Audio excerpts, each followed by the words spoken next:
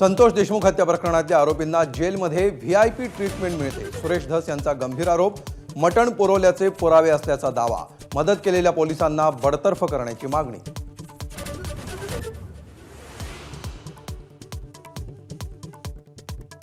धनंजय मुंडेंच्या भेटीनंतर मस्साजोगमध्ये गेलेल्या धस यांच्यावर गावकऱ्यांचा पूर्ण विश्वास. हात वर करून दिला पाठिंबा. परळीत मात्र धनंजय मुंडे समर्थकांनी धस यांना दाखवले काळे झेंडे.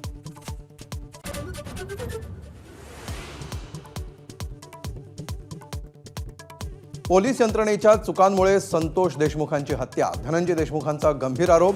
महाजन आणि पाटील या पोलीस अधिकाऱ्यांना बडतर्फ करण्याची धस यांची मागणी.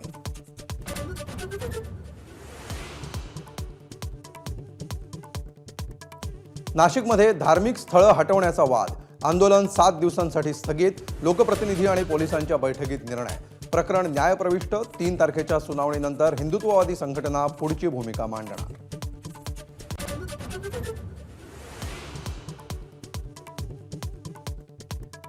एसटी महामंडळाच्या बस चालकाला कर्नाटकात झालेल्या मारहाणीविरोधात पुण्यासह कोल्हापुरात निदर्शनं. कर्नाटकातील बसेसला पुण्यामध्ये काळं फासलं. मुख्यमंत्र्यांशी चर्चा करणार असल्याची प्रताप सरनाईकांची माहिती.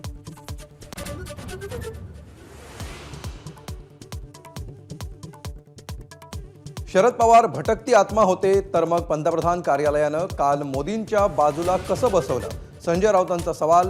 पवार आणि बाळासाहेब यांनी मोठं करूनही मोदींनी त्यांचे पक्ष फोडल्याचा आरोप.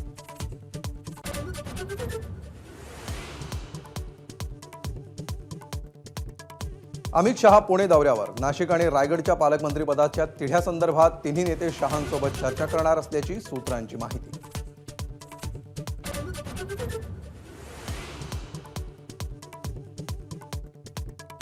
सुनील केदारांबाबत जशी कायदेशीर प्रक्रिया पाळली तशीच कोकाटेंबाबतही पाळणार. विधानसभा अध्यक्ष राहुल नार्वेकर यांचं स्पष्टीकरण. कोकाटेंवर कारवाई होण्याची शक्यता. सूत्रांची माहिती.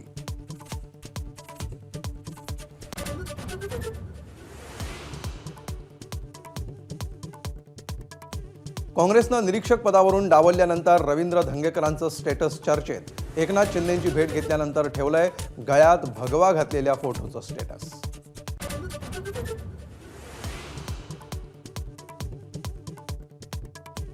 चार महिन्यात भारतातून चीनमध्ये 15 वाघांची तस्करी. 3 आरोपींच्या चौकशीतून माहिती समोर. 5 वर्षात 160 वाघांच्या मृत्यूप्रकरणी वनविभागाला भूमिका स्पष्ट करण्याचे आदेश.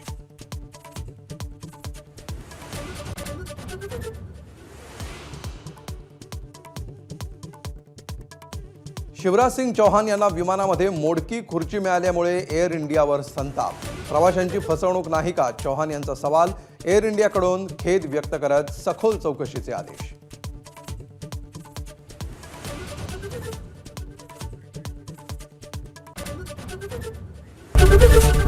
एबीपी माझा, उघडा डोळे बघा नीट.